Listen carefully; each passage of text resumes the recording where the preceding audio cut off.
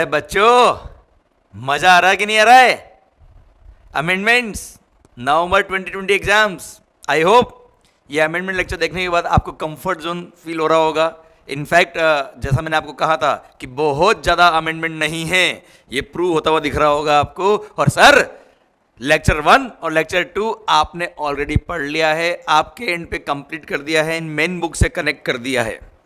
Okay, तो lecture number 3 और उससे भी खास बात, खुश खबर, ये लेक्चर नंबर 3 जो होगा यही लास्ट लेक्चर है फॉर अमेंडमेंट। मतलब केवल 3 लेक्चर है अमेंडमेंट के। सो आपकी एनर्जी को और अपने आप को बूस्ट करना है, आपकी एनर्जी डबल लेवल से होनी चाहिए और पढ़ाई पे ध्यान देना आपको। माहौल शुरू करते हैं हम क्या, चैप्टर नंबर 14 से आगे के चैप्टर्स में जहाँ अमेंडमेंट थे। ओके, सबसे पहला पॉइंट आपको मिला होगा पेज नंबर 430, रिफंड चैप्टर में टॉपिक नंबर 14.3।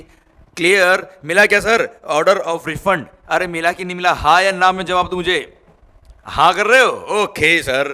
तो सर कुछ चीज़ें क्या प्रिजम्पशन लेना पड़ता है मेरे को भी। ओके, तो sir section number 54 subsection 5 subsection 7 subsection 8A ये वाला हेडिंग मिला होगा बेटा आपको। ओके, सबसे पहला ए जो आपको मिला होगा एक सर्कुलर है बच्चों, कोई खास बात नहीं है। आपको पता है कि डिपार्टमेंट को अगर आपने वैलिड एप्लीकेशन फॉर रिफंड दी है, तो जिस दिन आपने एप्लीकेशन दी, जिस दिन उसका ARN जनरेट होता है, ARN मतलब सर एप्लीकेशन का जो नंबर होता है इनका एक्नॉलेजमेंट नंबर, तो सर जब ARN जनरेट होता है उसके 60 डेज के अंदर 60 दिन के अंदर इनको रिफंड सैंक्शन करना होता है। और 60 डेज के अंदर अगर इन्होंने रिफंड नहीं दिया तो 61st डे से डिपार्टमेंट इज लायबल टू पे द इंटरेस्ट। हाँ है ना बच्चों, at the rate of 6% per annum, और कुछ केस में 9% पर एनम, आपको पता है बात। अब सर डिपार्टमेंट ने अपने इंटरनल वर्किंग के लिए सर्कुलर इशू किया कि सिंस 60 डेज का टाइम मिलता है रिफंड के लिए, और रिफंड कब माना जाएगा? जिस दिन एसएससी के अकाउंट पे पेमेंट क्रेडिट हो जाएगा, मतलब एसएससी के अकाउंट पे पैसा पहुंच जाएगा, उस दिन मानेंगे कि रिफंड हुआ है।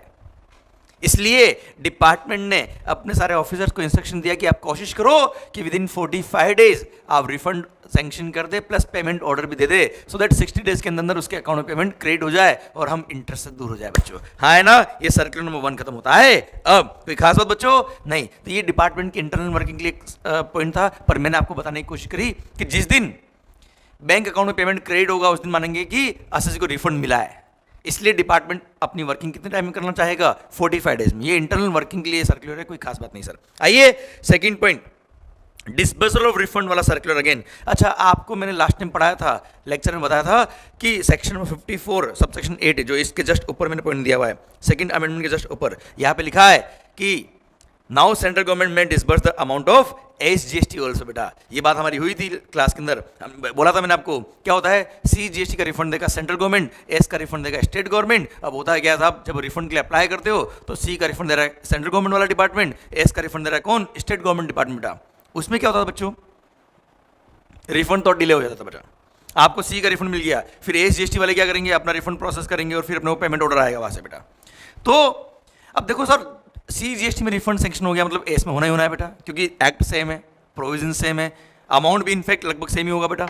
इसलिए सेक्शन 54 सबसेक्शन 8A देकर फाइनेंस एक्ट 2019 ने सेंट्रल गवर्नमेंट को ऑथराइज कर दिया कि आप SGST का रिफंड भी दे सकते हो, और सेम वे स्टेट गवर्नमेंट को भी ऑथराइज कर दिया SGST एक्ट ने कि आपके पास अगर कोई रिफंड की एप्लीकेशन आई तो आप एस का भी रिफंड दे सकते हो और CGST का रिफंड भी दे सकते हो बच्चों। हाँ है ना, तो सर दोनों रिफंड एक ही ऑफिसर सैंक्शन करेगा।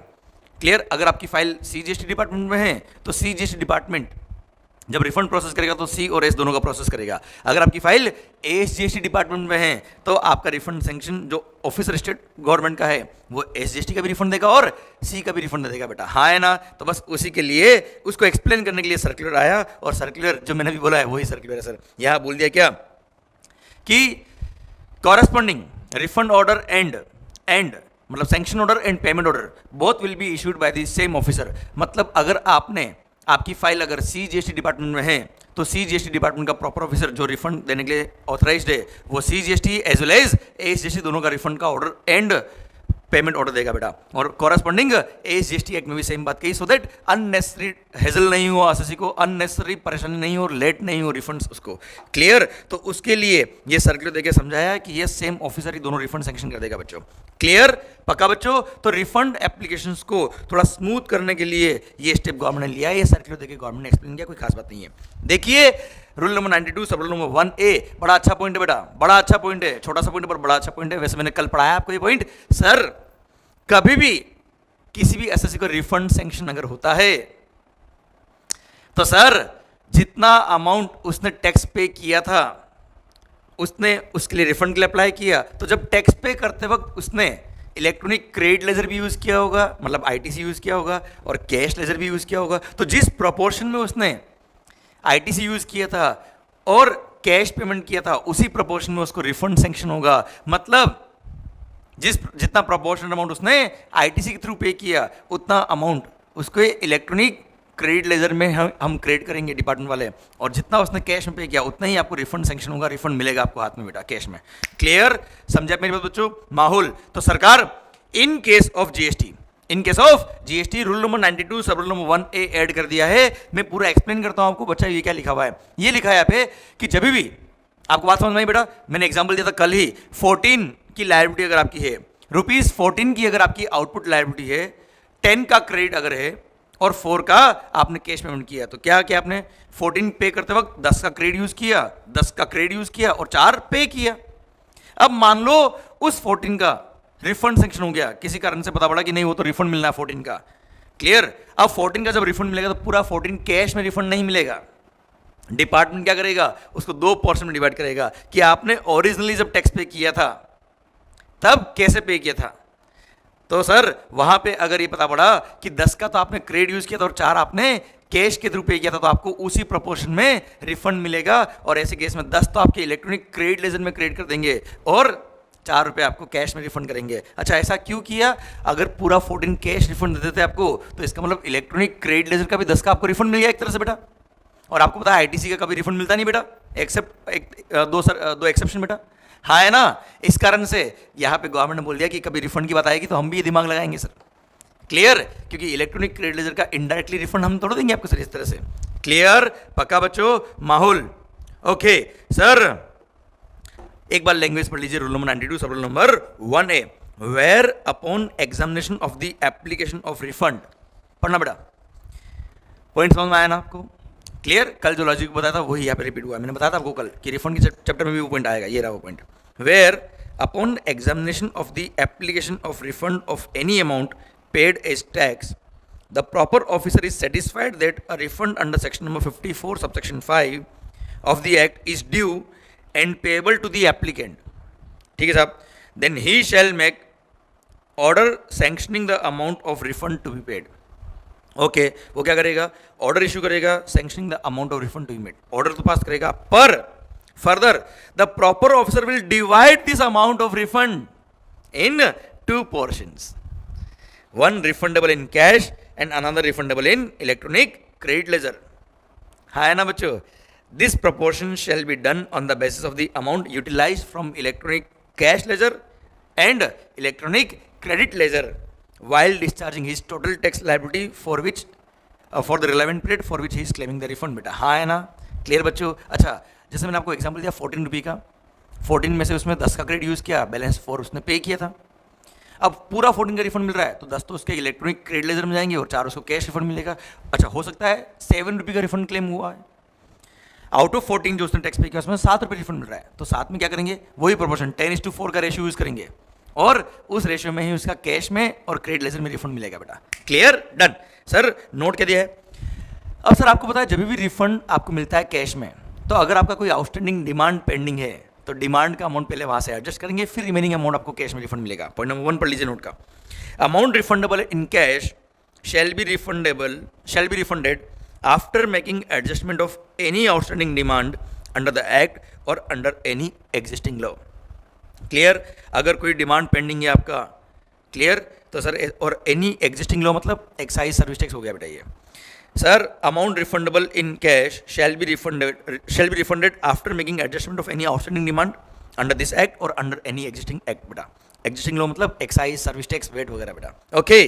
Second, in respect of amount refundable in electronic credit ledger, the proper official shall issue order recrediting the said amount as input tax credit in the electronic credit ledger sir. तो आपके electronic credit ledger में वो amount transfer कर देंगे और उसका order pass हो जाएगा सर. एंड थर्ड पॉइंट ये बोलता है, दिस सब rule is not applicable in the following 2 cases. बच्चों ध्यान से देखना, ये 2 केस ऐसे हैं जहां पे इनपुट पे जो टैक्स पे किया उसका भी मतलब आईटीसी का भी रिफंड मिलता है, इसलिए इन 2 केस को एक्सक्लूड कर दिया और यहाँ बोल दिया कि जितना भी आपने जैसे 14 रुपये के रिफंड के लिए अप्लाई किया आपने, तो पूरा 14 हम आपको कैश में रिफंड देंगे सर. वो फर्स्ट केस कौन सा बेटा 2 केस में से? फर्स्ट है, नेक्स्ट पेज पे देखिए आप, refund of tax paid on zero rated supply. Clear? तो जीरो रेटेड सप्लाई के केस में अगर आपने टैक्स पे किया है उस पर, तो उसका पूरे 14 का रिफंड मिलेगा. उसमें आपके 10 रुपये जो थे जो आपने आईटीसी के थ्रू पे किए वो इलेक्ट्रॉनिक क्रेडिट लेजर में नहीं डालेंगे, पूरा कैश में रिफंड देंगे, पूरा 14. और second, refund of tax paid on deemed export. Deemed export के केस में भी पूरा रिफंड मिलता है साहब, तो कोई दिक्कत वाली बात नहीं है. यहाँ पर ये 2 केस, एक तो डीम्ड एक्सपोर्ट वाला केस और जीरो रेटेड सप्लाई, इन दोनों पे अगर आपने सेल पे टैक्स पे किया तो पूरे 14 का कैश में रिफंड मिलेगा. यहाँ पे आईटीसी और कैश लेजर में अलग अलग डिवाइड नहीं करेंगे बेटा. क्लियर? डन. भारत माता की जय. I hope you got the entire point. कोई खास बात नहीं थी, टफ पॉइंट नहीं था. आइए अगले पेज पर. Next page number 439. Page number 439 circular again मैंने रिपीट किया बेटा. यहाँ पे ये है वो इंटरेस्ट वाला सेक्शन. और अभी जब मैंने आपको पढ़ाया कि डिपार्टमेंट ने अपने इंटरनल ऑफिसर्स के लिए इंस्ट्रक्शन इशू किया कि 60 डेज में रिफंड देना, तो 60 दिन में रिफंड मिलना चाहिए. रिफंड उसके अकाउंट में, एसएससी के अकाउंट में क्रेडिट होगा तो मानेंगे रिफंड मिला है उसको. इसलिए डिपार्टमेंट ने अपने ऑफिसर्स को बोला क्या 45 डेज के अंदर कोशिश करो कि आप refund sanction order and payment order भी देते उसको, सो दैट 60 डेज में रिफंड कंप्लीट हो जाए और हमें इंटरेस्ट नहीं पे करना पड़े. ये मैंने रिपीट कर दिया पॉइंट वापस यहाँ पे. आइए सर अगले पॉइंट की तरफ. Zero rated supply. Zero rated supply में जो फॉर्मूला होता है रिफंड क्लेम करने के लिए, सर जीरो रेटेड सप्लाई क्या होता है बेटा? या तो आपने एक्सपोर्ट किया है गुड्स या सर्विस और बोथ का, या फिर आपने एसीजेड की यूनिट या डेवलपर को कोई गुड्स या सर्विस सप्लाई करी है, तो उसको बोलते हैं क्या? Zero rated supply. और जीरो रेटेड सप्लाई को अगर आपने किया है अंडर कवर ऑफ बॉन्ड या एलयूटी, बॉन्ड या एलयूटी के कवर में अगर आपने एक्सपोर्ट किया है या एसीजेड को सप्लाई किया, तो ऐसे केस में you can supply the goods और सर्विस और both without payment of tax. पर फिर भी उसमें काम आने वाले इनपुट सर्विस का आपको आईटीसी मिलता है. कैपिटल गुड्स का भी आईटीसी मिलता है, पर रिफंड जो मिलता है वो इनपुट सर्विस का मिलता है. तो सर आपने under the cover of bond या एलयूटी कुछ सप्लाई किया गुड्स और सर्विस और बोथ जीरो रेटेड सप्लाई, तो ऐसे केस में उसमें काम आने वाले इनपुट सर्विस का रिफंड मिलता है. अगर आपको आईटीसी काम नहीं आता तो अब रिफंड कितना मिलेगा, उसके लिए प्रोपोर्शन का फॉर्मूला था बेटा कि साहब zero rated supply of goods plus zero rated supply of services divide by total adjusted total turnover multiply by net ITC. तो नेट आईटीसी तो होता है कितना? इनपुट और इनपुट सर्विस पे जो आपने रिलेवेंट पीरियड में क्रेडिट लिया वो. अब zero rated supply of goods और zero rated supply of services divide by adjusted total turnover. तो zero rated supply of goods का डेफिनेशन में थोड़ा सा चेंज किया बेटा इन्होंने, उसका इंपैक्ट आएगा इंडस्ट्री में, ध्यान देना बेटा. Zero rated supply of goods क्या होता है? Zero rated supply of goods होगा वो सप्लाई ऑफ गुड्स और सर्विस और बोथ जो आपने under the cover of LUT या बॉन्ड किया है बेटा. हाँ है ना? पढ़ो, इसमें एक पॉइंट छोटा सा ऐड किया है, मस्त पॉइंट है, पर वो इस पेज के एंड में मिला होगा, पेज नंबर 441 के एंड में, point number c. Turnover of zero rated supply of goods means the value of zero rated supply of goods made during the relevant period without payment of tax under bond और LUT. या तो पहले भी था, ये वाला point पहले भी था, और अब जो पॉइंट ऐड हुआ ध्यान देना, मतलब आपने without payment of tax under the cover of bond या एलयूटी जो भी गुड्स जीरो रेटेड सप्लाई किया है वो, या फिर the value which is 1.5 times the value of like goods which are domestically supplied by the same supplier or similarly placed supplier as declared by the supplier, whichever is less. I repeat, मतलब क्या हो गया बच्चों? जो भी आपने actual zero rated supply किया है without payment of tax under the cover of bond या एलयूटी, जो उसकी एक्चुअल वैल्यू थी वो, या अगर वो सेम गुड्स आप डोमेस्टिक मार्केट में बेचते, सेम गुड्स अगर आप डोमेस्टिक मार्केट में बेचते तो कितने में बेचते? या तो आप बेचते या आपका सिमिलरली प्लेस्ड सप्लायर बेचता, कितने में बेचता? उसका 1.5 टाइम्स, विचएवर इज लेस. बच्चों मतलब गवर्नमेंट ने क्या कर दिया, एक मैक्सिमम वैल्यू का कैप लगा दिया बेटा. क्या होता है बच्चों, जैसे आपने कोई गुड्स 1 लाख में सप्लाई किया डोमेस्टिक मार्केट में और आपने जीरो रेटेड सप्लाई किया 1.75 लाख में बेटा, तो for the purpose of this formula maximum amount of export turnover जो हम लेंगे वो होगा 1.5 लाख। कैसे? एक्चुअल एक्सपोर्ट जो आपने किया उसी गुड्स का किया 1,175,000 में बेटा। पर वही गुड्स अगर डोमेस्टिक मार्केट में बेचते तो 1 लाख में बेचते बेटा, तो 1 लाख का 1.5 टाइम कितना होता बेटा? 1,50,000। तो 1,50,000 और 1,75,000 विच एवर इज लोअर? 1,50,000। तो गवर्नमेंट ने एक रेस्ट्रिक्शन लगा दिया कि हम रिफंड क्लेम देने के लिए maximum 1.5 time of the value of like goods which are supplied in the domestic market इधर बाय द सेम सप्लायर और द सिमिलरली प्लेस्ड सप्लायर, वही हम लेंगे। कारण ये बेटा कि देखो यार, आज मान लो ये पेन मैं एक्सपोर्ट करता हूं और यही पेन डोमेस्टिक मार्केट में बेचता हूं, समझना बात को बेटा। अब यही पेन मैं एक्सपोर्ट कर रहा हूं, यही पेन मैं डोमेस्टिक मार्केट में बेच रहा हूं, तो इसमें काम आने वाले इनपुट और इनपुट सर्विस तो सेम है ना यार। अब इसमें काम आने वाला इनपुट और इनपुट सर्विस सेम है, तो सर मान लो 2 पेन थे, फॉर एग्जाम्पल 2 पेन थे, एक आपने एक्सपोर्ट किया, एक आपने डोमेस्टिक मार्केट में बेचा, और मान लो दोनों सेम पेन है बेटा। ओके, मान लो ना रे हुए होशियारी। अब सर दोनों पेन अगर सेम है तो इसमें जितना इनपुट और इनपुट सर्विस काम आया उतना इसमें भी काम आया बेटा। अब आपने ये एक्सपोर्ट किया और जो भी मान लो यार, एक एक्सपोर्ट किया और एक लोकल मार्केट में बेचा, अब आप क्या कर रहे हो? टर्नओवर के बेस पे प्रोपोर्शन कर रहे हो बेटा। अब एक्सपोर्ट का टर्नओवर मान लो हायर है, इसका टर्नओवर कम है बेटा, ये डोमेस्टिक मार्केट में कम प्राइस में बेचा, ये एक्सपोर्ट आपने हायर प्राइस में किया, तो सर प्रोपोर्शन के हिसाब से रिफंड ज्यादा बन जाएगा ना यार आपका। जबकि देखा जाए तो इनपुट और इनपुट सर्विस तो सेम काम है और प्रोपोर्शन जो हो रहा है वो टर्नओवर के रेशियो में हो रहा है बेटा। अब export turnover divide by total turnover multiply by net ITC करते हैं बेटा, तो एक्सपोर्ट का वैल्यू अगर हायर हुआ तो ज्यादा रिफंड मिल जाएगा। इसलिए गवर्नमेंट ने बोल दिया नहीं नहीं, हम रिफंड देंगे आपको नो डाउट, पर हम जो एक्सपोर्ट का टर्नओवर लेंगे वो maximum 1.5 times of the same goods which are sold in domestic market उतना ही लेंगे बेटा। क्लियर? सुनिए वापस ध्यान से। Sir zero rated supply of goods का टर्नओवर क्या होगा बेटा? Means the value of zero rated supply of goods made during the relevant period without payment of tax under the bond और एलयूटी, और the value which is 1.5 times the value of like goods domestically supplied by the same or similarly placed supplier is dictated by the supplier whichever is less. Okay, अभी समझ में आया theme बेटा इसका?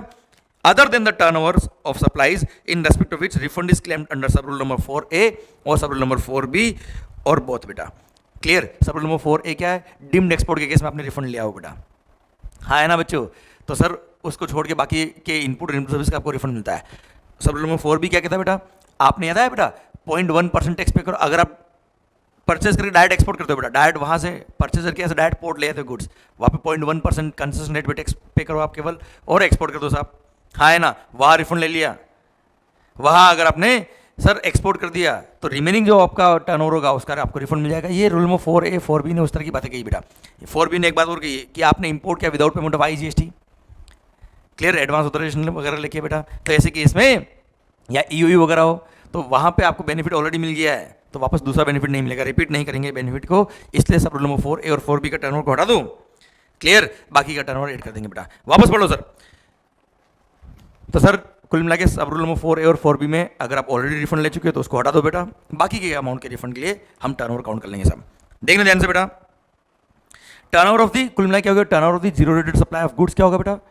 जो भी आपने गुड्स एक्सपोर्ट किया है या एक्सजेड को सप्लाई किया है under the cover of bond या LUT without payment of tax, वो टर्नओवर, या फिर 1.5 times of the value of like goods which are domestically supplied by इधर बाय द सेम सप्लायर और similarly placed supplier as detailed by the supplier himself.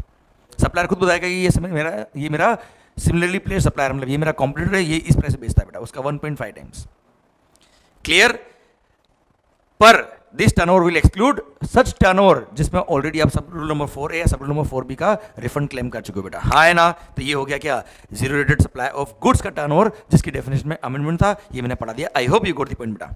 Clear? तो कुल मिला के 1.5 times वाला प्रोविजन एक रेस्ट्रिक्शन ऐड कर दिया गवर्नमेंट ने और बोल दिया सब रूल नंबर 4A और 4B के टर्नओवर का अगर आप रिफंड ले चुके हो उन रूल में तो यहाँ पे उसको टर्नओवर में इंक्लूड नहीं करेंगे, ऑब्वियस बात है बेटा। क्लियर? डन। आइए, तो एक था zero rated supply of goods का टर्नओवर का डेफिनेशन खत्म होता है। अब आइए नेक्स्ट पेज पे बैठो। नेक्स्ट पेज पे बच्चों देखो, नेक्स्ट पेज में मैंने रूल नंबर 89 सब रूल नंबर 4A और सब रूल नंबर 4B दिया है आपकी रेफरेंस के लिए बेटा, वो आप चाहे तो रेफर कर सकते हो, अमेंडमेंट नहीं है उसके अंदर। ओके, नेक्स्ट आपको टॉपिक मिला होगा जहां मैंने लिखा है PTO, पेज नंबर 442। PTO मतलब इसके नेक्स्ट पेज पे अमेंडमेंट है, इस पेज पे अमेंडमेंट नहीं है, पर टॉपिक लिंक होना चाहिए, इसलिए मैंने ये पेज भी दिया आपको। हेडिंग क्या बेटा?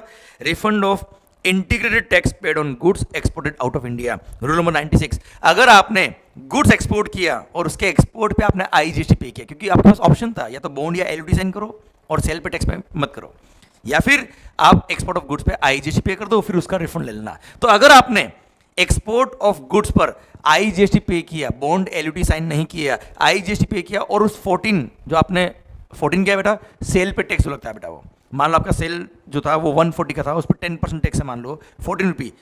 क्लियर? तो सेल पे जो आपने टैक्स पे किया आईजीएसटी, उस पूरे 14 का आप रिफंड अगर क्लेम कर रहे हो तो बिल्कुल ले सकते हो आप, कोई दिक्कत नहीं है। पर नेक्स्ट पेज पे आके देखिए, यहाँ पे एक हेडिंग दिया है the refund order. First line देखिए बेटा, अमेंडमेंट वाला नहीं, फर्स्ट लाइन देखो टॉपिक में, पेज नंबर 443 की फर्स्ट लाइन।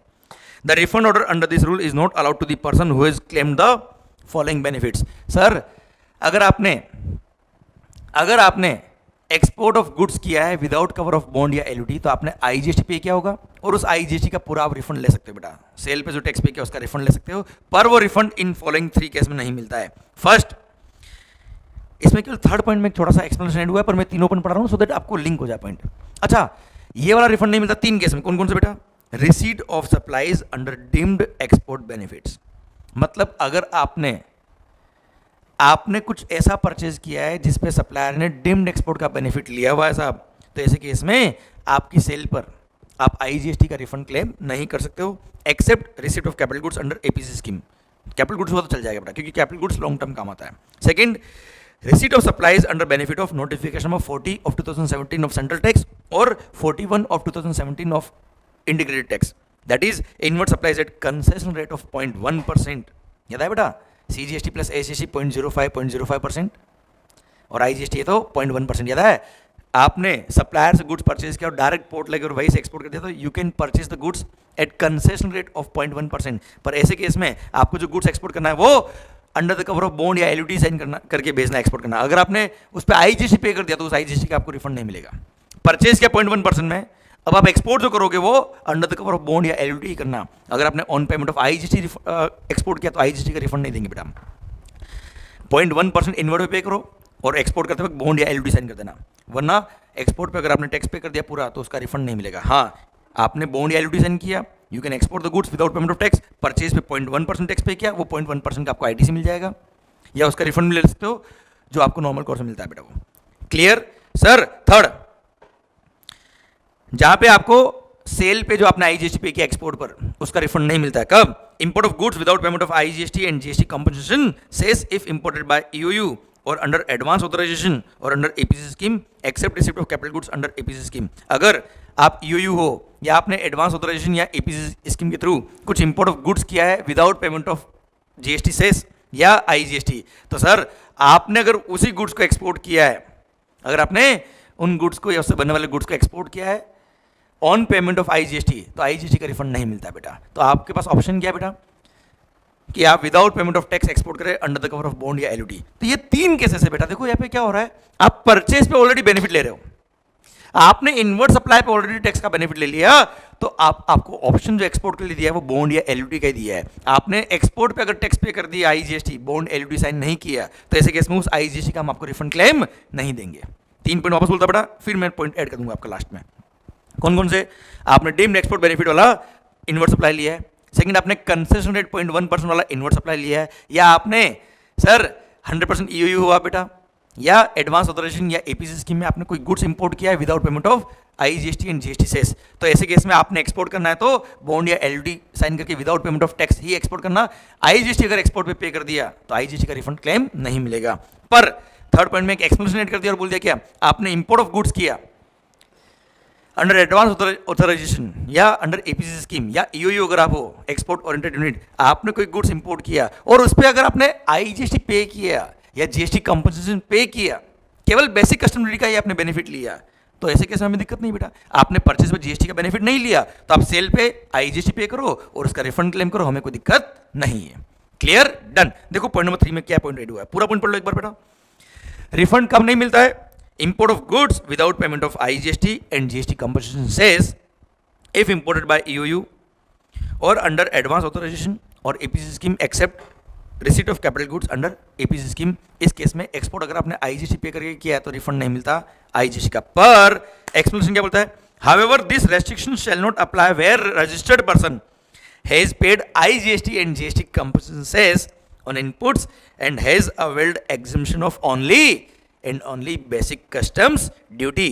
मतलब आपने एडवांस ऑथराइजेशन का बेनिफिट लिया, ईपीसीसी स्कीम का बेनिफिट लिया, या आप ईओयू हो, तो आपने जो बेनिफिट लिया वो केवल और केवल बेसिक कस्टम ड्यूटी का लिया है, आपने आईजीएसटी और जीएसटी से पे किया, तो सर हमें कोई दिक्कत नहीं है। अब उन गुड्स को या उससे बनने वाले गुड्स को आप एक्सपोर्ट करते हो ऑन पेमेंट ऑफ आईजीएसटी, तो हम आपके सेल पे जो आईजीएसटी पे किया उसका रिफंड दे देंगे। पर अगर आपने इनवर्स सप्लाई पे जीएसटी का बेनिफिट लिया, जीएसटी पे नहीं किया, तो हम आपको export on payment of IGST allow नहीं करेंगे, और अगर आपने आईजीएसटी पे किया तो उसका रिफंड अलाउ नहीं होगा। क्लियर? डन। ओके माहौल सरकार, आइए अगले पॉइंट की तरफ बढ़ते हैं। Rule number 96B। बच्चों, ड्यूटी ड्रॉबैक में हमने एक पॉइंट पढ़ा था कस्टम्स में, कि अगर आप कोई गुड्स एक्सपोर्ट करते हो और आपने ड्रॉबैक ले लिया, पर आरबीआई ने जो टाइम लिमिट दिया अंडर फेमा, उस टाइम लिमिट के अंदर अंदर अगर कन्वर्टेबल फॉरेन एक्सचेंज रिसीव नहीं होता है, तो आपको वो ड्रॉबैक का अमाउंट वापस देना पड़ेगा, वो भी अलॉन्ग विद इंटरेस्ट। और बाद में अगर रिकवरी हो जाती है आपकी, बाद में अगर आपने फॉरेन एक्सचेंज रिकवरी कर लिया आउट ऑफ इंडिया से, तो बाद में वापस रिफंड के लिए अप्लाई कर सकते हो, ड्रॉबैक के लिए अप्लाई कर सकते हो। Same provision rule number 96B के थ्रू यहाँ पे ऐड कर दिए है बेटा। हेडिंग पढ़िए। देखो, गवर्नमेंट ने अल्टीमेटली एक्सपोर्ट को प्रमोट किया, रिफंड क्यों दिया बेटा एक्सपोर्ट पे? एक्सपोर्ट को प्रमोट करने के लिए। एक्सपोर्ट को प्रमोट क्यों किया? सो दैट फॉरेन करेंसी आए। अब भाई पैसे ही डूब गया, अब ऐसे आदमी को प्रमोट करना चाहिए क्या? देश की इकोनॉमी को बर्बाद करने में लगे बेटा लोग। तो गवर्नमेंट ने बोल दिया वहाँ पे हम आपको बेनिफिट नहीं देंगे, और बेनिफिट दिया है हमने रिफंड का, तो हम आपसे वापस से रिकवरी करेंगे बेटा। देखिए rule number 96B, recovery. Heading पढ़िए। Recovery of refund of unutilised ITC और IGST paid on export of goods where export proceeds are not realised. अगर एक्सपोर्ट प्रोसीड रियलाइज नहीं हुई, तो हमने जो आपको इनपुट स्टेज पे जो आपने इनपुट टैक्स का रिफंड लिया है वो, या अगर आपने एक्सपोर्ट पे आईजीएसटी पे करके उसका रिफंड लिया, तो जो भी हमने रिफंड दिया उसका हम आपको वापस से पेमेंट ले लेंगे, आपसे रिकवरी कर लेंगे बेटा। अगर फॉरेन एक्सचेंज रिकवरी नहीं हुआ तो ये हेडिंग है बेटा। अब मैं बताता हूँ आपको रूल नंबर 1 और 2 में क्या लिखा बेटा। सुना बच्चों, ये लिखा है अगर कोई भी पर्सन ने कोई भी गुड्स एक्सपोर्ट किया, देखो सर्विसेज को यहाँ पे क्यों नहीं लिखा बेटा?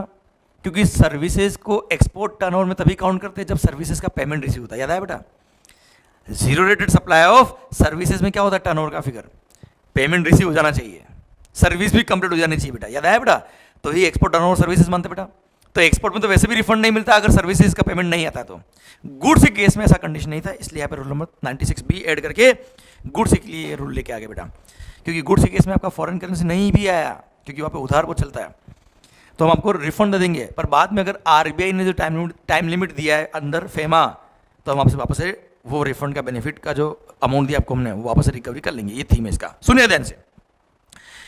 अगर आपने अनयूटिलाइज्ड आईटीसी का रिफंड क्लेम किया है इन case of export of goods, या आपने एक्सपोर्ट ऑफ गुड्स पे आईजीएसटी पे किया, बॉन्ड या एलयूडी साइन नहीं किया था और आपने आईजीएसटी पे किया, मतलब मैं मानता हूं 10 का क्रेडिट था, 4 आपने कैश पे किया, क्लियर, टोटल 14 पे किया है, तो फिर या 14 पे नहीं किया, बॉन्ड और एलयूडी साइन किया था, 14 क्या बेटा? आपकी सेल की लायबिलिटी, सेल की लायबिलिटी 14 की, 10 का आपके पास आईटीसी है, तो 10 आपने आईटीसी यूज किया, बैलेंस 4 पे किया, तो टोटल 14 पे कर दिया। पर अगर आपने बॉन्ड या एलयूडी साइन किया होता तो 14 पे नहीं किया होता, सेल पे टैक्स पे नहीं किया होता, केवल इनपुट पे 10 रुपये जो पे किया उसका रिफंड लिया था बेटा। तो कोई भी केस हो, भले आपने बॉन्ड साइन किया था या नहीं किया था, एक्सपोर्ट पे टैक्स पे किया था तो एक्सपोर्ट पे जो टैक्स पे किया उसका रिफंड लिया होगा, एक्सपोर्ट पे टैक्स पे नहीं किया होगा, बॉन्ड या एलयूडी साइन किया होगा, तो उसमें काम आने वाले इनपुट सर्विस का आपने आईटीसी लिखे उसका रिफंड लिया होगा। तो अगर आपने ये रिफंड लिया और उसके बाद आपने वो एविडेंस डिपार्टमेंट को सबमिट नहीं किए regarding recovery of foreign exchange with in the time limit allowed by RBI under FEMA, तो ऐसे केस में साहब जिस दिन वो टाइम लिमिट खत्म होती है उसके 30 डेज के अंदर अंदर आपको वो amount of benefit, amount of refund government को वापस देना पड़ेगा, वो भी अलॉन्ग विथ इंटरेस्ट। इंटरेस्ट कब से बेटा? जिस दिन आपको वो पेमेंट, जिस दिन गवर्नमेंट ने आपको रिफंड दिया था उस दिन से लेके जब आप गवर्नमेंट को वापस से रिफंड देंगे, गवर्नमेंट को वापस से पेमेंट देंगे, तब तक आपको इंटरेस्ट पे करना पड़ेगा। और सर ध्यान देना बेटा 18% per annum simple interest number of days के हिसाब से। पर सुनना बच्चों ध्यान से, वापस सुनना बेटा, अगर आपने कोई भी गुड्स एक्सपोर्ट किया और उसका फॉरेन करेंसी उसका पेमेंट रियलाइज नहीं हुआ with in the time limit allowed by RBI under foreign exchange management act, तो ऐसे केस में जितना प्रोपोर्शनल अमाउंट आपका रिकवरी नहीं हुआ उतना प्रोपोर्शनली रिकवरी करेंगे। जैसे 1 करोड़ का सेल था, से 75 लाख रिकवरी हो गया, 25 लाख रिकवरी नहीं हुआ, तो 25% ही आपका क्या होगा, पेमेंट आपको गवर्नमेंट को वापस देना है बेटा। मतलब फुल अमाउंट बेड डेप्ट हो गया तो पूरा अमाउंट ऑफ रिफंड गवर्नमेंट को वापस देना पड़ेगा आपको। कुछ प्रोपोर्शनेट अमाउंट आपका रिकवरी नहीं हुआ तो प्रोपोर्शनेट अमाउंट जितना नहीं आया उतना प्रोपोर्शनेट ही रिफंड आपको गवर्नमेंट को वापस से पे बैक करना पड़ेगा। ओके, सुना बेटा ध्यान से वापस से। अगर आपने कोई गुड्स एक्सपोर्ट किया और with in the time limit allowed by RBI under FEMA आपको कन्वर्टेबल फॉरेन एक्सचेंज रिकवरी नहीं हुआ, तो ऐसे केस में जो भी रिफंड का बेनिफिट आपने लिया था उसको आपको गवर्नमेंट को वापस लौटाना पड़ेगा, वो अमाउंट आपको गवर्नमेंट को वापस पे करना पड़ेगा within 30 days from the date. Sir कौन सा डेट, जिस दिन वो टाइम लिमिट एक्सपायर हुआ allowed by RBI under FEMA, उसके 30 दिन के अंदर आपको ये अमाउंट वापस पे करना पड़ेगा अलोंग विथ इंटरेस्ट। अच्छा, कितना अमाउंट पे करना पड़ेगा, जितना प्रोपोर्शनेट रिकवरी नहीं हुआ उतना प्रोपोर्शनेट आपको अमाउंट गवर्नमेंट को वापस देना पड़ेगा, वो भी अलोंग विथ इंटरेस्ट। पर अगर आपने 30 दिन के अंदर अमाउंट नहीं दिया तो ऐसे केस में सेक्शन नंबर 73 और 74 यूज करके डिपार्टमेंट क्या करेगा, आपसे रिकवरी करेगा बेटा। हाँ है ना बच्चों। अच्छा, गवर्नमेंट चाहे तो 30 दिन के वक्त को थोड़ा एक्सटेंड भी कर सकता है बेटा, कि जो आरबीआई का टाइम लिमिट था उसके 30 दिन के अंदर आपको पैसा देना है, प्लस एक्सटेंशन अगर गवर्नमेंट ने अलाउ कर दिया तो। Clear, done. और हाँ एक बात और, गवर्नमेंट चाहे तो गवर्नमेंट तो नहीं, आरबीआई, सुनो ध्यान से, आरबीआई चाहे तो केस टू केस बेसिस पे मेरिट्स देखते हुए condition of receiving the foreign exchange को वेव ऑफ कर सकती है। जैसा ड्रॉबैक में था बेटा कि ठीक है नहीं आया फॉरेन एक्सचेंज, जान दे जा। If the RBI has given the permission कि ठीक है जाने दो, if RBI has waived off the condition, wave कर दिया, waived off the condition of receiving the foreign exchange, तो ऐसे केस में साहब आपका पैसा भले ही बेड डेप्ट हो गया, पैसा रिकवरी नहीं हुआ with in the time limit allowed by RBI under FEMA, तो भी कोई बात नहीं, हम आपसे रिकवरी नहीं करेंगे। क्लियर। तो सर आपको एक ऑप्शन दिया कि अगर आपका केस स्ट्रॉन्ग है तो ऑन मेरिट्स बेसिस आप चाहे तो आरबीआई से एक परमिशन लेके आ जाए कि ठीक है नहीं आया पैसा, जान दे। If RBI has waived off the condition of receiving the foreign exchange, तो ऐसे केस में आपका पेमेंट बाहर से रिकवर नहीं हुआ तो भी आपसे हम रिफंड के अमाउंट की रिकवरी नहीं करेंगे। एंड लास्ट बोलता है, अगर हमने कभी आपसे रिकवरी कर ली, जैसे आपका पेमेंट नहीं आया बाहर से विद इन टाइम लिमिट, हमने आपसे रिफंड का अमाउंट वापस ले लिया, और बाद में अगर पेमेंट वापस आ गया, फॉरेन एक्सचेंज आपको आउट ऑफ इंडिया से बाद में रिकवर हो गया, तो जितना अमाउंट आपको रिकवर हो गया उतना प्रोपोर्शनेट हम आपको वापस से रिफंड अलाउ कर देंगे। आप वापस से रिफंड अप्लाई कर देना within 3 month from the date of recovery from out of India बेटा। जिस दिन आउट ऑफ इंडिया से आपको फॉरेन करेंसी रिकवरी हो गया है उसके 3 महीने में आप हमको वापस रिफंड के लिए अप्लाई कर देना, हमें कोई दिक्कत नहीं साहब, हम आपको उतना प्रोपोर्शनेट अमाउंट जो आपका रिकवरी हुआ उतना प्रोपोर्शनेट रिफंड आपको वापस अलाउ कर देंगे। प्लस यह बोल दिया कि जो फॉरेन एक्सचेंज बाद में रिकवरी होगा ये should be recovered with in time limit allowed by RBI under FEMA. तो आरबीआई क्या करता है, कई बार टाइम लिमिट को एक्सटेंड कर देता है बेटा, और उस टाइम लिमिट के अंदर आपको बाद में पेमेंट अगर वापस आ गया है तो आप वापस से जिस दिन रिकवरी हुआ है foreign exchange, realisation of foreign exchange के 3 महीने में रिफंड के लिए अप्लाई कर देना, हम उतना प्रोपोर्शनल अमाउंट आपको वापस से रिफंड कर देंगे। भारत माता की जय। कुल मिला के ये बोल दिया कि गुड्स के केस में फॉरेन एक्सचेंज आ जाना चाहिए with in time limit allowed by RBI, नहीं आया तो हम आपसे बेनिफिट जो हमने आपको रिफंड दिया वो आपसे रिकवरी कर लेंगे, और बाद में अगर वो पेमेंट बाद में आपको वापस रिकवरी हो जाता है तो हम आपको वापस रिफंड दे देंगे, हमें कोई दिक्कत नहीं है। और अगर आरबीआई ने condition of receiving the foreign exchange को वेव ऑफ कर दिया है तो ऐसे केस में हम आपसे रिकवरी नहीं करेंगे। Clear, done. भारत माता की जय। I hope you got the point शिद्दत से, माहौल जबरदस्त। सरकार आइए अगला point page number 448 chapter number 15 section number 62, इसमें एक सर्कुलर ऐड हुआ है। सर्कुलर तो क्या ऐड हुआ है बेटा, उसमें दिया है कि प्रोसीजर क्या होगा गवर्नमेंट की वर्किंग का, वो दिया है बेटा। पहले सेक्शन समझेंगे फिर सर्कुलर समझ में आएगा। सेक्शन क्या बेटा, section number 62 assessment of non filers of returns, best judgement assessment by proper officer. बच्चों मैं कोशिश कर रहा हूं आपको कि जो भी अमेंडमेंट हम पढ़ रहे हैं उसका पहले बैकग्राउंड दूं कि क्या सेक्शन था, क्या रूल था, फिर हम उसका अमेंडमेंट पढ़े। ठीक है, क्लियर। आप चाहे तो इन लेक्चर्स को देखो, टॉपिक्स हर अमेंडमेंट अलग अलग टॉपिक का है बेटा। आप चाहे तो इन लेक्चर्स को पॉज करके भी देख सकते हो बेटा, कि आपको अगर पुराना पॉइंट एकदम क्लिक नहीं करा तो पहले पुराने पॉइंट को देखना, आपकी बुक से रेफर करना। वैसे मैं कोशिश करूँगी पूरा एक्सप्लेन कर दूँ बेटा आपको, फिर भी पहले आप पुराना पॉइंट जरूर देखिएगा अगर आपको क्लिक नहीं कर रहा है पॉइंट तो। और फिर ये अमेंडमेंट देखिएगा बेटा आप। ओके माहौल सेक्शन नंबर 62 ये कहता है assessment of non filers of returns. बच्चों मैं पूरा सेक्शन बोलता हूँ बेटा पहले आपके लिए। ये बोला है कि अगर कोई एसएससी रिटर्न फाइल नहीं करता टाइमली, कोई एसएससी अगर टाइमली रिटर्न फाइल नहीं करता है तो डिपार्टमेंट क्या करेगा, सेक्शन 46 में लिखा था कि आपको एक नोटिस इशू करेगा और नोटिस इशू करके बोलेगा कि नेक्स्ट 15 डेज में रिटर्न सबमिट कर देना। और उस नेक्स्ट 15 डेज में भी रिटर्न सबमिट नहीं किया तो ये सेक्शन नंबर 62 का पावर आ जाता है प्रॉपर ऑफिसर के पास, और प्रॉपर ऑफिसर के पास पावर होता है कि वो चाहे तो फिर अवेलेबल इंफॉर्मेशन डॉक्यूमेंट रिकॉर्ड के बेस पर अपना बेस्ट जजमेंट यूज करके वो डिपार्टमेंटल ऑफिसर असेसमेंट करेगा और जो असेसमेंट का ऑर्डर वो पास करेगा वो फाइनल हो जाएगा आपके लिए बेटा। पर हाँ इसमें भी ये बोल दिया है कि अगर आपने ये असेसमेंट ऑर्डर पास होने के 30 दिन के अंदर सारा टैक्स लायबिलिटी पे कर दिया है, आपने खुद ने सेल्फ असेसमेंट जो नहीं किया था आपने कर दिया, रिटर्न फाइल कर दिया, tax interest late payment fee सब पे कर दिया है, तो इनका जो असेसमेंट ऑर्डर था वो क्या हो जाएगा, विड्रॉ हो जाएगा ऑटोमेटिक, और आपने जो सेल्फ असेस करके रिटर्न सबमिट कर दिया है वही माना जाएगा बेटा। क्लियर? ये सेक्शन नंबर 62 है, ये हमने पढ़ा था बेटा, हाँ है ना बच्चों। अब यहाँ पे डिपार्टमेंट ने सर्कुलर देके बोल दिया कि हम ये काम करेंगे कैसे सब।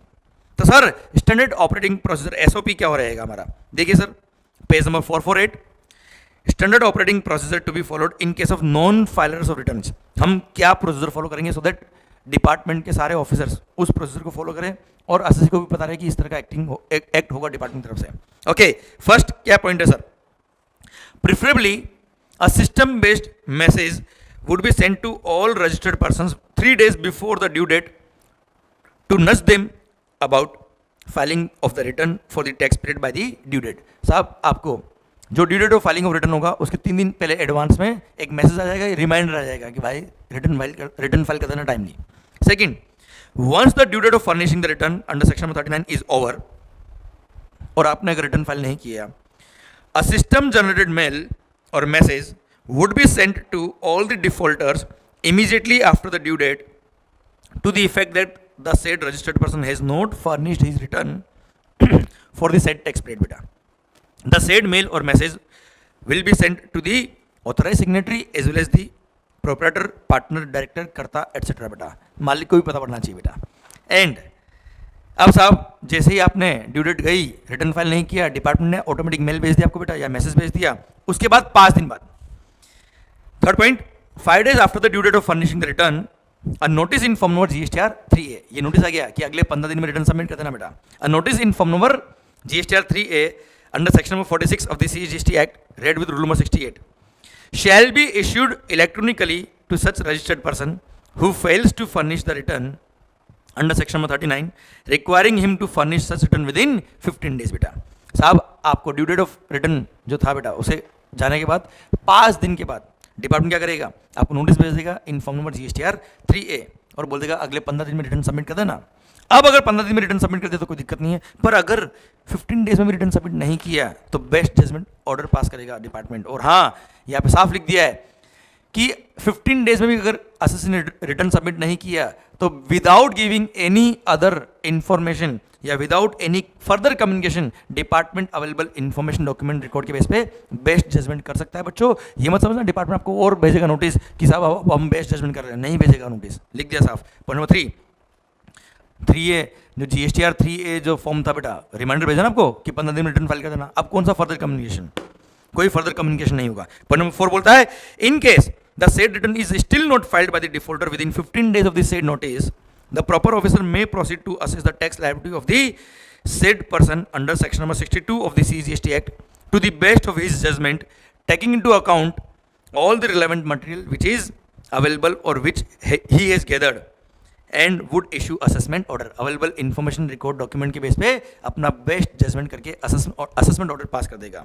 The proper officer would then be required to upload the summary thereof, वो समरी भी अपलोड करेगा सब असेसमेंट ऑर्डर की बेटा। ओके फर्दर देखो ये बहुत इंपॉर्टेंट लाइन है, further no separate notice is required to be issued for best judgment assessment under this section, and in case of failure to file the return under said 15 days of the issuance of form number GSTR 3A, जो notice भेजा उसके 15 days में भी return submit नहीं किया, the best judgement order can be issued without any further communication. पर हाँ ये बेस्ट जजमेंट असेसमेंट ऑर्डर आने के 30 दिन के अंदर अंदर आप सुधर गए और आपने रिटर्न सबमिट कर दिया तो ये विड्रॉ हो जाएगा। ये लिखा पॉइंट नंबर 5 में, for the purpose of assessment. अच्छा, ये पॉइंट नंबर 6 में लिखा, पॉइंट नंबर 5 में लिखा कि असेसमेंट करने के लिए इन्फॉर्मेशन डिपार्टमेंट कहाँ से ला सकता है।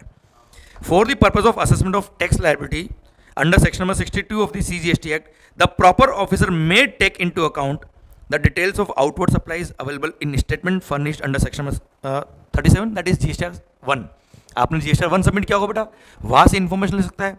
प्लस 2A में आएगी information, details of supplies auto populated in GSTR 2A, information available from e-way bills or any other information available from any other source including from inspection under section 71 or any other information। ये सब information use करेगा best judgement करने के लिए।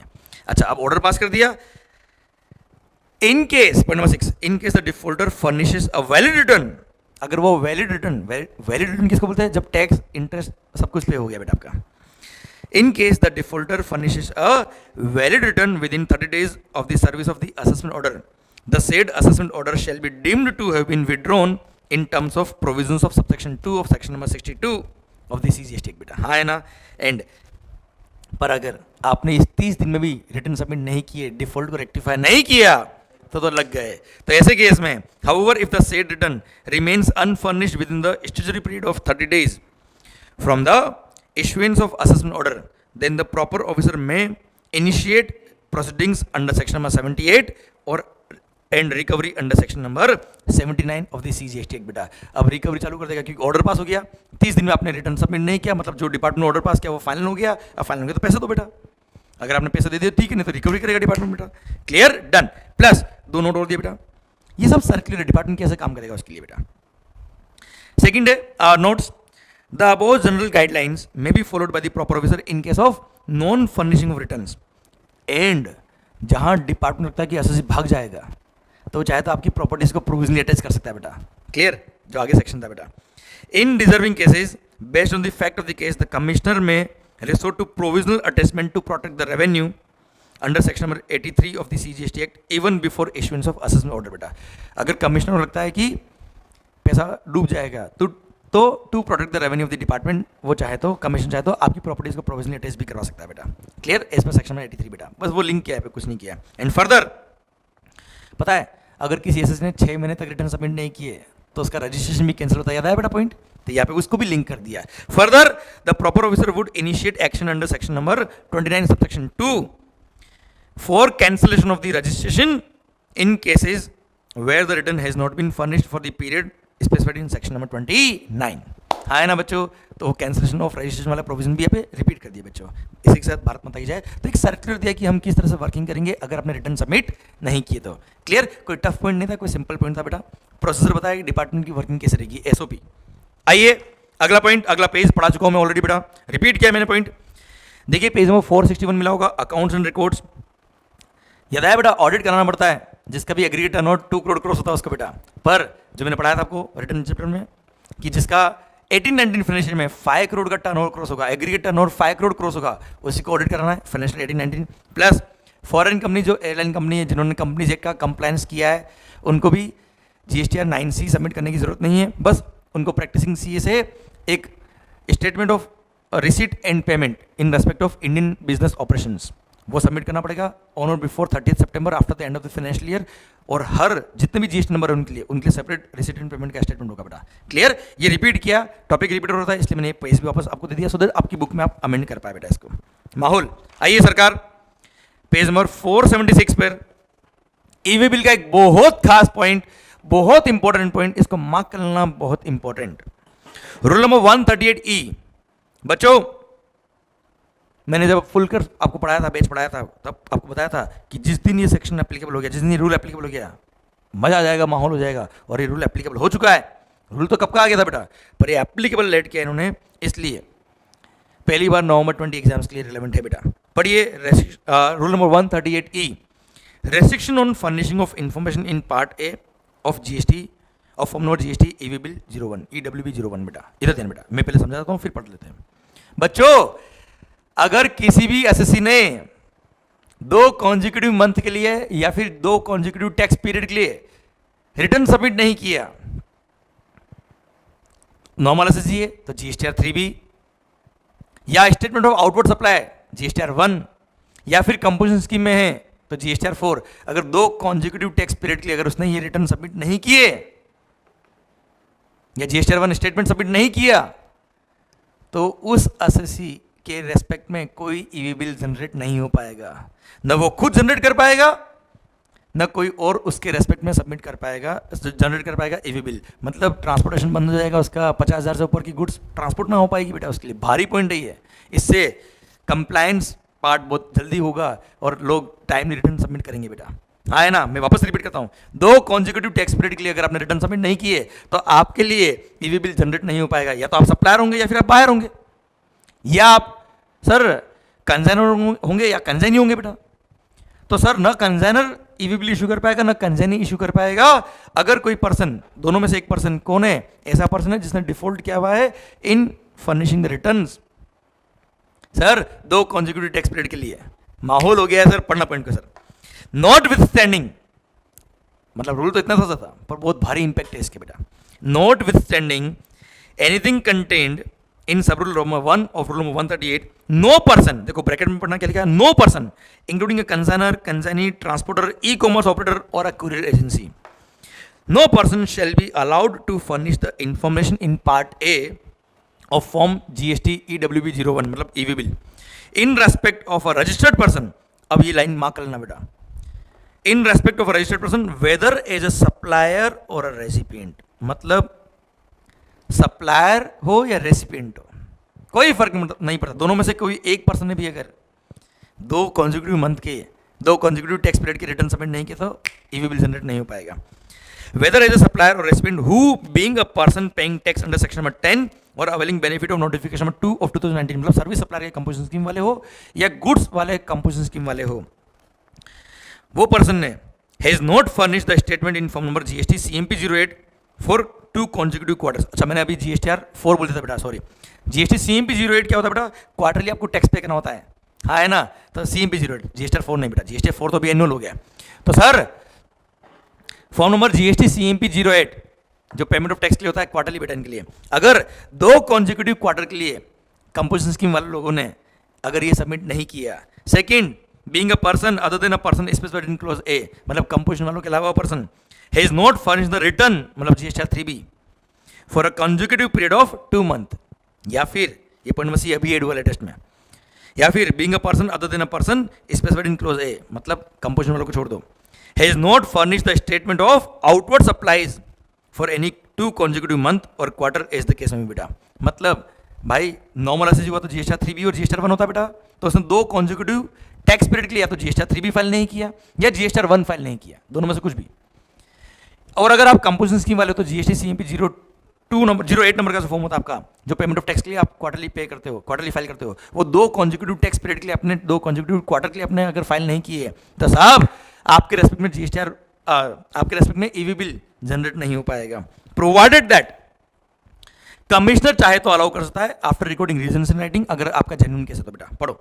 Provided that the commissioner में on receipt of an application from a registered person in form number GST EWB 05 on sufficient cause being shown and for reasons to be recorded in writing by order in form number GST EWB 06, ये form number याद नहीं करेंगे चल जाएगा बेटा।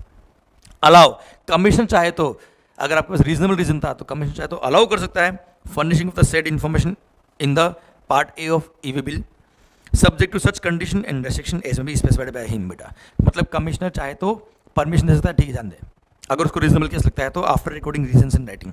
और provided further that no order rejecting the request of such person to furnish the information in part A of EV bill under the first proviso shall be passed without affording the said person a reasonable opportunity of being heard बेटा। मतलब आपने request करी साहब please मेरे को allow कर दो, मेरा केस रीजनेबल है, कमिश्नर अलाउ कर सकता है, पर कमिश्नर चाहे तो मना भी कर सकता है, पर मना करने से पहले एक बार आपको अपॉर्चुनिटी बीइंग हर्ड देगा कमिश्नर बेटा। एंड सर लास्ट लिखा है क्या, provided also that permission granted और rejected by the commissioner of state tax और commissioner of union territory tax shall also be deemed to be granted और ऐसे केस में भी rejected by the commissioner under this act बेटा। मतलब obvious बात है बेटा, जो आपका ज्यूरिसडिक्शनल कमिश्नर होगा वो उसका CGST वाला हो या SGST वाला हो बेटा, SGST वाले ने मना कर दिया या अलाउ कर दिया तो C में भी अलाउ या मना हो गया बेटा, और वाइस वर्सा बेटा। हाँ है ना, क्लियर डन। मतलब CGST एक्ट और SGST एक्ट हमेशा पैरेलल चलते हैं, आपको पता है बेटा ये बात। और सर ये बोला ये कमिश्नर कौन सा होगा, तो नेक्स्ट पेज पे एक छोटा सा लाइन दिया है, Explanation. For the purpose of this rule, the expression commissioner shall mean jurisdictional commissioner in respect of persons specified in clause number A और B बेटा. मतलब jurisdictional commissioner मतलब आपके एरिया का कमिश्नर बेटा. हाँ ऐसा नहीं हिंदुस्तान में कोई भी कमिश्नर आपका दोस्त है उससे परमिशन लेके आगे नहीं. क्लियर. परमिशन कौन देगा बेटा? अगर अलाउ करेगा तो कौन करेगा? आपका जुरिस्डिक्शनल कमिश्नर बेटा. क्लियर. डन. खत्म होता है रूल ये. अब देखो बेटा रूल छोटा सा था बेटा. नेक्स्ट पेज जो पेज नंबर 477 है वो तो केवल एक लाइन थी. तो नंबर ऑफ पेज देखेंगे इस बेंच में अमेंडमेंट की तो आपको बहुत सारे लगेंगे पर इतने सारे अमेंडमेंट है नहीं बेटा. क्लियर. तो ये 138E खत्म होता है. अब मैं वापस एक बार रिपीट करता हूं बेटा. कोई भी एसएससी जो नॉर्मल एसएससी रजिस्टर्ड है उसने जीएसटीआर 1 या जीएसटीआर 3 भी 2 कॉन्जिक्यूटिव टैक्स पीरियड के लिए सबमिट नहीं किया, या कंपोजिशन स्कीम वाला है तो जीएसटी सीएमपी 08 फॉर्म उसने सबमिट नहीं किया 2 कॉन्जिक्यूटिव क्वार्टर के लिए, तो उसके रेस्पेक्ट में भले वो सप्लायर हो भले वो रेसिपिएंट हो उसके रेस्पेक्ट में कोई ईवीबल पार्ट ए जनरेट नहीं कर पाएगा बेटा. और पार्ट ए जनरेट नहीं होगा तो पार्ट भी ऑब्वियसली बात है जनरेट नहीं होगा बेटा. क्लियर. पर कमीशन चाहे तो स्पेशल केसेस में after recording reasons in writing reasonable case हुआ तो परमिशन दे सकता है, और अगर उसको परमिशन को रिजेक्ट करना है एप्लीकेशन को रिजेक्ट करना तो after giving opportunity being heard वो परमिशन दे पाएगा बेटा. वो ही रिजेक्ट कर पाएगा बेटा. क्लियर. डन. आइए सरकार नेक्स्ट पॉइंट की तरफ बढ़ते हैं हम. Appeals and revision page number 517 chapter number 22 powers of revisionary authority आपको मिला होगा पेज नंबर सेक्शन नंबर 108. बच्चों आपको पढ़ाया मैंने रिविजनल अथॉरिटी क्या होता है. अरे अगर कभी भी एडजुडिकेटिंग अथॉरिटी ने ऑर्डर पास किया और रिविजनरी अथॉरिटी को लगता है रिविजनल अथॉरिटी को लगता है या कमिश्नर को लगता है कि ये ऑर्डर डिपार्टमेंट के अगेंस्ट पास हुआ है और against the interest of revenue है और सही पास नहीं हुआ, तो सर आपको पता है कि revisional authority on his own या on the request of the commissioner चाहे तो उस ऑर्डर को रिवाइज कर सकता है और डिपार्टमेंट को इंस्ट्रक्शन दे सकता है रुको अभी इस ऑर्डर को एक्टिवेट मत करना, मतलब इस पर कोई एक्शन मत लेना, मैं इसको रिवाइज करने वाला हूँ, मैं देखने वाला हूँ वापस से कि सही ऑर्डर पास हुआ कि नहीं हुआ. हाँ है ना. ये सेक्शन में कोई अमेंडमेंट नहीं है, बस रिविजनरी अथॉरिटी को अपॉइंट कर दिया बेटा. तो ये रिविजनल अथॉरिटी कौन होगा, कौन ऑर्डर को रिवाइज कर सकता है बेटा. तो सर जैसा अपील के अंदर सिस्टम दिया है कि फर्स्ट अपील अथॉरिटी कौन होगा, वैसे यहाँ पे रिविजनरी अथॉरिटी भी अपॉइंट कर दिया. यहाँ बोल दिया अगर order is passed by joint commissioner या एडिशनल कमिश्नर, तो ऐसे केस में कमिश्नर या प्रिंसिपल कमिश्नर क्या होगा, रिविजनरी अथॉरिटी होगा बेटा. अच्छा अपील के अंदर होता है कमिश्नर ऑफ अपील्स, ये नॉर्मल एडजुडिकेटिंग अथॉरिटी बेटा. तो principal commissioner of central tax या commissioner of central tax. Clear. और अगर ऑर्डर जो पास किया वो लोअर अथॉरिटी ने पास किया, किसने, डेप्यूटी कमिश्नर ने, असिस्टेंट कमिश्नर ने या सुपरिंटेंडेंट ने, तो उसके लिए रिविजनरी अथॉरिटी क्या होगा, ज्वाइंट कमिश्नर या एडिशनल कमिश्नर रहेगा बेटा. हाँ है ना. ये रिविजनरी अथॉरिटी को अपॉइंट कर दिया, कोई खास बात नहीं. पढ़ लीजिए बेटा. पॉइंट नंबर 1 में मैंने ऐड कर दिया सेक्शन नंबर 108 में appointment of revisional authority. The CBIC has authorised, GST नया नया एक्ट आया बेटा तो अभी अथॉरिटीज अपॉइंट हुई है धीरे धीरे.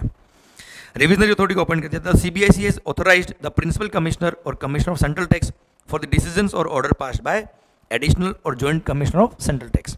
एंड ऑथराइज किया है सीबीआईसी ने किसको, एडिशनल कमिश्नर और ज्वाइंट कमिश्नर को of the central tax for decisions और order passed by deputy commissioner और असिस्टेंट कमिश्नर और superintendent of central tax as the revisional authority under section number 108 of the said act बेटा. तो revisionary authority appoint कर दी है, कोई खास बात नहीं है. ये अथॉरिटी रिविजनरी अथॉरिटी जो ऑर्डर को रिवाइज कर सकते हैं बच्चों. आइए सरकार. अच्छा सेक्शन 108 में कोई अमेंडमेंट नहीं है, बस ये अथॉरिटी को ऐड किया बेटा. आइए मालिक अपील्स. अपील वाले चैप्टर में हम आ गए बेटा. उसी में देखें अपील्स में क्या दिक्कत आ रही थी बेटा. एक आपको पता है एडजुडिकेटिंग अथॉरिटी ने ऑर्डर पास किया, आप अपीलेट अथॉरिटी के पास गए, उसने अगर ऑर्डर पास किया उसके अगेंस्ट जाना है या तो डिपार्टमेंट जाएगा या आप जाएंगे, कहाँ जाएंगे, जीएसटी एटी के पास जाएंगे, भले वो नेशनल बेंच हो या स्टेट बेंच हो बेटा. आप जीएसटी एटी को अपील करेंगे या तो रिविजनरी अथॉरिटी के अगेंस्ट करेंगे या अपीलेट अथॉरिटी के अगेंस्ट करेंगे बेटा. तो सर हुआ क्या, टाइम लिमिट दी है आपको पता है, एसएससी के पास टाइम लिमिट है to submit the application of appeal within 3 month, और डिपार्टमेंट को टाइम है कितने महीने का, 6 महीने का, कि 3 महीने जिस दिन आपको वो ऑर्डर कम्युनिकेट हुआ है जिसके अगेंस्ट आपको अपील फाइल करनी है उसके 3 महीने के अंदर एसएससी अपील फाइल कर सकता है टू द ट्रिब्यूनल. और अगर डिपार्टमेंट को अपील करनी तो 6 महीने के अंदर वो अपील फाइल कर सकता है जीएसटी को बेटा. अच्छा ये 3 महीने 6 महीने कब से बेटा, जिस दिन वो ऑर्डर कम्युनिकेट हुआ है, रिसीव हुआ है, सर्व हुआ है ऑर्डर आपको तब से. पर साहब हुआ क्या, अभी कई सारे स्टेट में जीएसटी एटी की बेंच ही अपॉइंट नहीं हुई है, अभी ट्रिब्यूनल बना ही नहीं एक तरह से, जीएसटी ट्रिब्यूनल कॉन्स्टिट्यूट नहीं हुआ, एक मद्रास हाईकोर्ट का जजमेंट आया, उसकी वजह से इसको रोक दिया गया अभी इस काम को कि अभी रुको साहब, अभी ट्रिब्यूनल बन नहीं सकता है, कोई टेक्निकल इशू आ रहा था बेटा। अब साहब अब ट्रिब्यूनल बना ही नहीं तो एसएससी 3 महीने में अपील क्या करेगा, डिपार्टमेंट को करना अपील तो 6 महीने में अपील क्या करेगा साहब।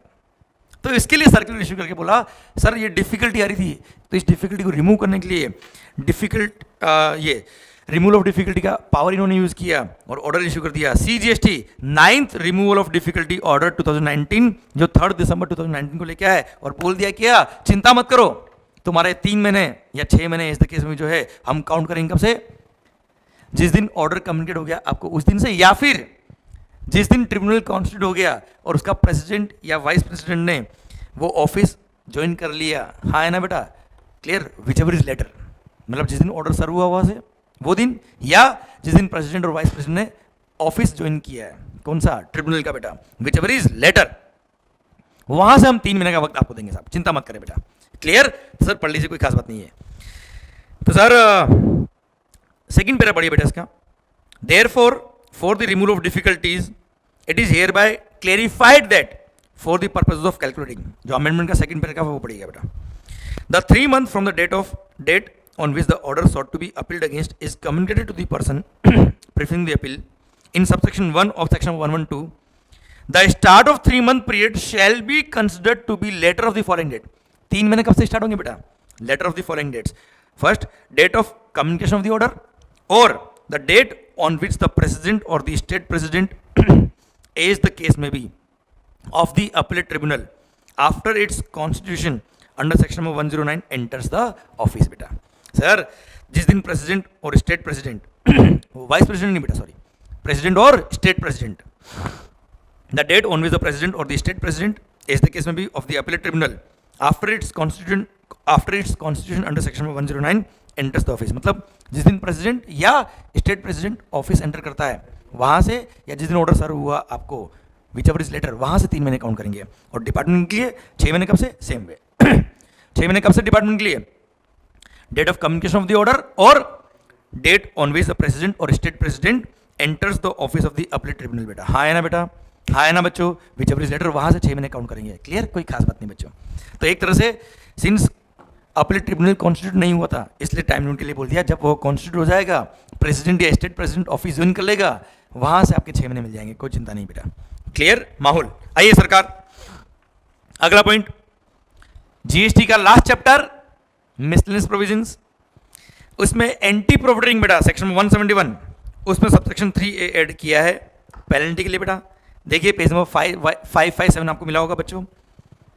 सरकार एंटी प्रॉफिटिंग याद आया बेटा आपको कि अगर आईटीसी का बेनिफिट मिला तो कमेंसुरेट बेनिफिट आपको कस्टमर को पास ऑन करना है, या कभी रेट ऑफ टैक्स कम हुआ तो जितना कमेंसुरेट प्राइस में कम होना था उतना बेनिफिट आपको कस्टमर को प्राइस में बेनिफिट देके पास ऑन करना पड़ेगा बेनिफिट, पर अगर आपने ये बेनिफिट कस्टमर को पास ऑन नहीं किया तो उतना आपने एक्स्ट्रा प्रॉफिट कमा लिया बेटा, उसको बोलते हैं प्रॉफिटेड अमाउंट बेटा।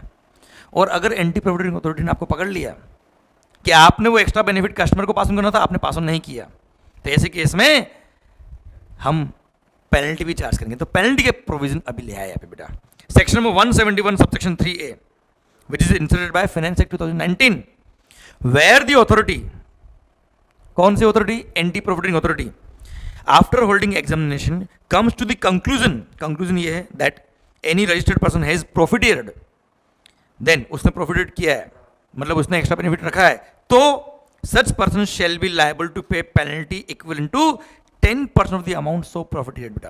तो जो आपने बेनिफिट एक्स्ट्रा रख लिया अपने पास वो तो आपको पे करना ही पड़ेगा, साथ में पेनल्टी कितना पे करना पड़ेगा, 10% of the amount so profited बेटा। And however no penalty shall be leviable if the profited amount is deposited within 30 days from the date of passing the order by the anti profiting authority बेटा। अगर आपने anti profiting authority ने order pass किया उसके 30 दिन के अंदर amount, अगर आपने अमाउंट प्रॉफिटेड अमाउंट आपने पूरा पे कर दिया तो ऐसे केस में कोई पेनल्टी पे करने की जरूरत नहीं है, हाँ है ना बच्चों। अगर प्रॉफिटेड अमाउंट आपने 30 दिन के अंदर डिपॉजिट कर दिया तो ऐसे केस में कोई भी आपको पेनल्टी पे करने की जरूरत नहीं है, अदरवाइज आपको 10% of the amount profited penalty पे करना पड़ेगा, क्लियर डन। तो सरकार जिस दिन एंटी प्रॉफिटिंग का अथॉरिटी का ऑर्डर आ गया कि आपने गड़बड़ करी है तो उसके 30 दिन में आप अमाउंट लौटा देना या तो कस्टमर्स को या डिपार्टमेंट के कंज्यूमर वेलफेयर फंड को बेटा। 30 दिन में अमाउंट आपने लौटा दिया तो ऐसे केस में कोई पेनल्टी नहीं तो 10% of the amount provident penalty आपको और पे करना पड़ेगा एक्स्ट्रा बेटा। और साथ में एक्सप्लेनेशन देके डिफाइन कर दिया कि प्रोविडेंट अमाउंट को क्या होता क्या है बेटा वो। For the purpose of this section the expression profited shall mean the amount determined on account of not passing the benefit of reduction in rate of tax on supply of goods or service or both, or the benefit of ITC to the recipient by way of commensurate reduction in price of the goods or service or both। मतलब ITC का benefit था या rate of tax कम होने की वजह से जो benefit था, वो बेनिफिट जो आपको कस्टमर को पास ऑन करना था वो आपने नहीं किया, उस अमाउंट को बोलते हैं क्या, amount which you have profited बेटा। Clear, done. भारत माता की जय। सुनो बच्चों, इसके बाद एक और सेक्शन दे रखा है, section number 172 removal of difficulty बेटा। यहाँ पे भी एक अमेंडमेंट हुआ है पर बच्चों सिंस फाइनेंस एक्ट 2020 नवंबर 20 एग्जाम्स के लिए रिलेवेंट नहीं है, इसलिए अमेंडमेंट नोट और मैंने बुक में कर दिया है, पर आपको ये पढ़ने की जरूरत नहीं है, इसलिए नेक्स्ट अमेंडमेंट आप कर दीजिए। वैसे कोई खास अमेंडमेंट नहीं बेटा। आपको पता है डिफिकल्टी आ रही थी इम्प्लीकेशन ऑफ एक्ट में, तो एक्ट नया आया है जीएसटी, तो रिमूवल ऑफ डिफिकल्टी का ऑर्डर इश्यू करने का पावर इनको दे रखा है। वो कितने साल का बेटा, 3 साल तक का पावर दे रखा था जिस दिन से ये एक्ट एप्लीकेबल हुआ, मतलब 1 जुलाई 17 से 3 साल तक ये एक्ट के इंप्लीमेंटेशन में अगर डिफिकल्टी आती तो 3 साल तक डिफिकल्टी को रिमूव करने का पावर इनको दे रखा है बाय इश्यू ऑफ ऑर्डर। अब 3 साल तो निकल के 2020 तो आ गया बेटा ये, और डिफिकल्टी तो आई जा रही बेटा, इसलिए फाइनेंस एक्ट 20 ने इस सेक्शन में अमेंडमेंट करके डिफिकल्टी को रिमूव करने का पावर 5 साल तक गवर्नमेंट का कर दिया बेटा। वो फाइनेंस एक्ट 20 के थ्रू अमेंडमेंट हुआ है, पर फाइनेंस एक्ट 20 आपके सिलेबस में नवंबर 20 के लिए रिलेवेंट नहीं होता है, इसलिए वो अमेंडमेंट आप काट दीजिए और आप 3 साल ही कंसिडर करिएगा। वैसे एग्जाम्स के लिए कोई रिलेवेंट सेक्शन नहीं, इतना कोई खास बेटा, पर फिर भी ध्यान रहना चाहिए आपको बेटा। क्लियर, तो नेक्स्ट जो सेक्शन 172 है उसमें 3 साल को ही कंसिडर करिएगा बेटा, आप 3 ईयर को ही कंसिडर करिएगा, अमेंडमेंट को कंसिडर मत करिएगा नवंबर 20 एग्जाम्स के लिए बेटा। Okay, done. और इसी के साथ जीएसटी के सारे अमेंडमेंट खत्म होते हैं। अब भारत माता की जय। हाँ, एक बात आपसे मैं और शेयर करूंगा, एक नोटिफिकेशन और आया है जीएसटी में, और उसी के रेस्पेक्ट में एक सर्कुलर और आया है, insolvency and bankruptcy code IBC, जो एक्ट आपके लिए एप्लीकेबल है बेटा लॉ के अंदर। इंसॉल्वेंसी एंड बैंक्रप्सी कोड के रिगार्डिंग जीएसटी में क्या इंप्लीकेशन आएंगे साहब।